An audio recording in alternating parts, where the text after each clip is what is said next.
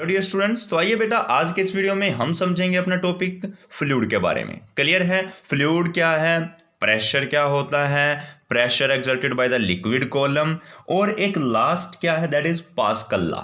क्या है वो? पास्कल लॉ, और पास्कल लॉ की कुछ एप्लीकेशंस। क्लियर है? तो ये टॉपिक रहेंगे आपके हमारे अपने आज के। तो सबसे पहले फ्लूइड। फ्लूइड क्या है बेटा? कोई ऐसा सब्सटेंस जो फ्लो कर सकता है और जिसकी खुद की कोई शेप नहीं होती, उसे बोलते हैं फ्लूइड। जैसे कि वाटर फ्लो भी कर सकता है, खुद की शेप नहीं है। हवा, एयर, वो फ्लो कर सकती है, खुद की कोई शेप नहीं है, तो उसे बोलेंगे फ्लूइड। नेक्स्ट है प्रेशर। प्रेशर क्या होता है? Perpendicular force per unit area. किसी बॉडी के पर यूनिट एरिया पर हमने कितना परपेंडिकुलर फोर्स लगाया, उसको बोलते हैं प्रेशर। परपेंडिकुलर फोर्स का मतलब होता है थ्रस्ट। परपेंडिकुलर फोर्स को बोलते हैं थ्रस्ट। तो थ्रस्ट पर यूनिट एरिया, इसको बोला जाता है प्रेशर। क्लियर है? तो जो प्रेशर की ऐसा यूनिट है दैट इज फोर्स की न्यूटन, एरिया की मीटर स्क्वायर, न्यूटन पर मीटर स्क्वायर, या शॉर्ट में इसको बोला जाता है पास्कल। क्लियर? अच्छा, तो फिर नेक्स्ट आता है pressure exerted by the liquid column. मान लीजिए एक सिलेंड्रिकल शेप का एक कंटेनर है, इसके अंदर लिक्विड भरा हुआ है जिसकी हाइट है h, रो है density of the liquid, h height of the liquid, a क्या है, area of cross section of the cylinder. ठीक है, तो जो वेट है इस लिक्विड कॉलम का, उसका फॉर्मूला क्या होगा? देखिए बेटा, जनरली वेट का फॉर्मूला होता है m इंटू जी, मास इंटू ग्रेविटी। ग्रेविटी की वैल्यू तो g। अब मास किसके बराबर है? Volume into density. क्लियर? देखिए, वेट का फॉर्मूला एम जी, मास क्या होता है? वॉल्यूम इंटू डेंसिटी, और जी का जी, तो वॉल्यूम वी, डेंसिटी रो, जी। तो ये आ गया इस लिक्विड कॉलम का वेट। क्लियर?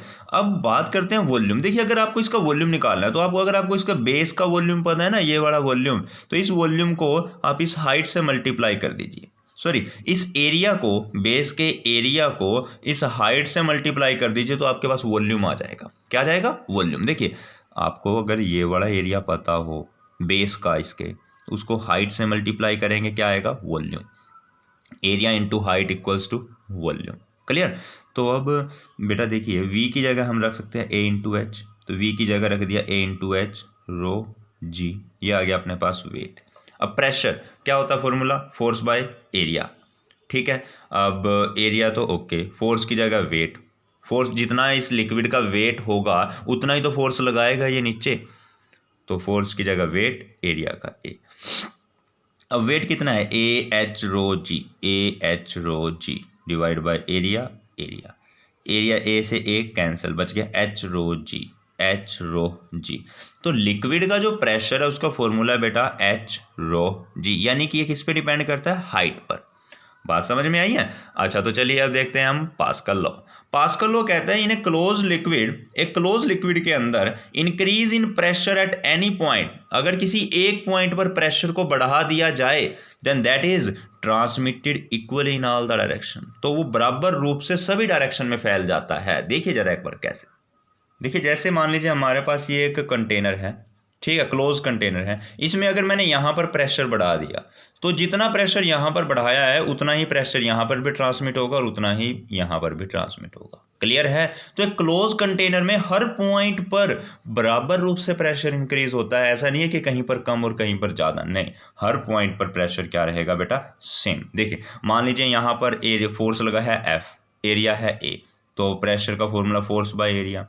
यहाँ पर एरिया 2a और फोर्स है 2f, तो यहाँ पर 2f बाई 2a। ठीक है, तो टोटल f बाई ए ही बचेगा, और यहाँ पर एरिया a बाई 2, तो फोर्स भी कितना होगा? f by 2। डिवाइड करेंगे तो f बाई ए ही आएगा। ठीक है, तो देखो तीनों क्या हैं? P1 P2 P3, तीनों ही फोर्स हमारे क्या आएंगे? f बाई ए के इक्वल, तो P1 equal to P2 equal to P3। This is the Pascal's law. Clear है बेटा? समझ में आया? तो अब देखते हैं एप्लीकेशन ऑफ पास्कल लॉ। देखिए, इसके एप्लीकेशन में सबसे पहले हम समझते हैं हाइड्रोलिक ब्रेक्स के बारे में। क्या है? Hydraulic breaks. देखिए बेटा, हाइड्रोलिक ब्रेक हमारी कैसे काम करती है, पहले इसके यहाँ पर एक कंस्ट्रक्शन को समझिए आप। कंस्ट्रक्शन में क्या है? एक ब्रेक पैडल है जिसपे से ड्राइवर पैर रखेगा और ब्रेक लग जाती है गाड़ी में। ठीक है, ब्रेक पैडल, ये लीवर सिस्टम, ये हमारा कनेक्टेड है, ये हमारा मास्टर सिलेंडर।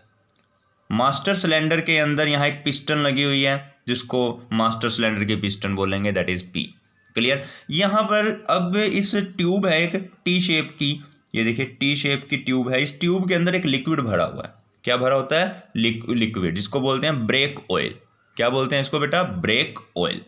अब देखिए ये फर्दर आगे हमारा कनेक्टेड है, जो ट्यूब है ये आगे हमारी कनेक्टेड है इस टायर के व्हील सिलेंडर के साथ। किसके साथ? Wheel cylinder. और व्हील सिलेंडर में दो पिस्टन, एक पिस्टन P1 और एक पिस्टन P2। एक बात याद रखनी है बेटा, इन दोनों यहाँ डायग्राम में थोड़ा आपको नहीं समझ में आ रहा होगा, लेकिन वैसे याद रखना कि इन जो पिस्टन P1 और P2 है, इनका टोटल एरिया इसके टोटल एरिया से ज़्यादा होता है। ये बहुत कम होता है एरिया और ये वाला एरिया ज़्यादा होता है। ठीक है ना। तो अब अच्छा एक बात समझिए, यहाँ पर ये है अपनी एक स्प्रिंग लगी हुई है। क्या है? स्प्रिंग। और यहाँ पर ये है अपने ब्रेक शूज़। क्या बोलते हैं इनको? Brake shoes. और ये बाहर वाला हिस्सा है, ये है टायर का रिम। क्या है? ये व्हील का रिम है। ये रिम देखो, जब ये ब्रेक शूज़ इस रिम से अटैच होंगे तो ब्रेक लग जाएगी। ठीक है। और जब ये इस रिम से दूर चले जाएंगे, इधर आ जाएंगे वापस, तब ब्रेक नहीं लगेगी। ठीक है। तो ब्रेक लगाने के लिए इन ब्रेक शूज़ को रिम से टच होना पड़ेगा। अब देखो, जैसे ही ब्रेक पैडल को यहाँ से प्रेस करेंगे तो ये पिस्टन पी आगे की तरफ प्रेशर लगाएगी और ये प्रेशर इस यहाँ से ट्रांसमिट होते हुए यहाँ पर आएगा। कुछ प्रेशर इधर भी जाएगा और प्रेशर इस साइड भी जाएगा। ठीक है। जैसे पिस्टन P1 और P2 पर प्रेशर लगेगा तो ये जो ब्रेक शूज़ हैं ये रिम के साथ कांटेक्ट में आ जाएंगे। किसके साथ कांटेक्ट में आएंगे? रिम के साथ। जैसे ये रिम से टच होंगे टायर रुक जाएगा, गाड़ी रुक जाएगी। बात समझ में आई कि नहीं आई बेटा? ठीक है। तो देखिए आप कंस्ट्रक्शन नोट कर सकते हैं इसकी, वीडियो को पॉज करके। कंस्ट्रक्शन के बाद वर्किंग है इसकी, जो मैंने अभी एक्सप्लेन की। क्लियर है? तो चलिए इसको आप नोट कर लीजिए। और वही वर्किंग दोबारा से देखिए। ब्रेक पैडल को हमने प्रेस किया तो यहाँ से मास्टर सिलेंडर ने क्या किया?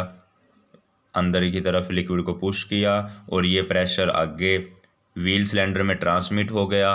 ठीक है। और P1 और P2 के अंदर तो क्या होगा? ये जो ब्रेक शू है रिम के साथ टच हो जाएंगे और हमारा टायर रुक जाएगा, गाड़ी रुक जाएगी। बात समझ में आई है? यहाँ पर एक मेन बात बेटा याद रखना है, जो हमारा व्हील सिलेंडर है उसकी पिस्टन का एरिया कम होता है। व्हील सिलेंडर के पिस्टन का एरिया कम, इसीलिए यहाँ हमारा फोर्स भी कम लगा। And this small force applied on the pedal produces large thrust. थोड़े से फोर्स लगने से ही ज़्यादा थ्रस्ट यहाँ पर अप्लाई हो गया। देखिए, क्योंकि इस पिस्टन का एरिया कम है इसीलिए यहाँ कम फोर्स अप्लाई हुआ और इन पिस्टन का एरिया ज़्यादा है और यहाँ पर ज़्यादा फोर्स अप्लाई होगा। प्रेशर सेम है, जितना यहाँ उतना ही यहाँ पर, लेकिन एरिया यहाँ पर ज़्यादा था इसीलिए फोर्स भी यहाँ ज़्यादा हो गया ताकि प्रेशर सेम रहे। यही तो होता है पास्कल लॉ। क्लियर है? तो प्रेशर को सेम रखने के लिए यहाँ ज़्यादा एरिया था, क्योंकि इसीलिए फोर्स भी ज़्यादा लगेगा और ज़्यादा फोर्स से ही टायर रुक सकता है, वैसे तो नहीं रुक सकता गाड़ी का टायर। ठीक है। तो यही रीज़न है कि इन पिस्टन का एरिया ज़्यादा होगा, इस पिस्टन का कम। ठीक है। कम एरिया था इसीलिए कम फोर्स अप्लाई करना पड़ा और यहाँ पर एरिया ज़्यादा था इसलिए फोर्स ऑटोमेटिकली ज़्यादा लग जाएगा। क्लियर है? इसीलिए हम कम फोर्स से एक गाड़ी को बड़ी आसानी से रोक सकते हैं। क्लियर है बेटा? समझ में आया है? तो चलिए अब हम नेक्स्ट एप्लीकेशन समझते हैं। अच्छा, जो तो नेक्स्ट एप्लीकेशन है that is hydraulic lift. Hydraulic lift क्या है बेटा? देखिए, एक यू शेप की ट्यूब है जिसमें एक लिम्ब का एरिया कम है और एक का ज़्यादा है। कम एरिया वाली लिम्ब पर हमने फोर्स अप्लाई किया, प्रेशर अप्लाई किया।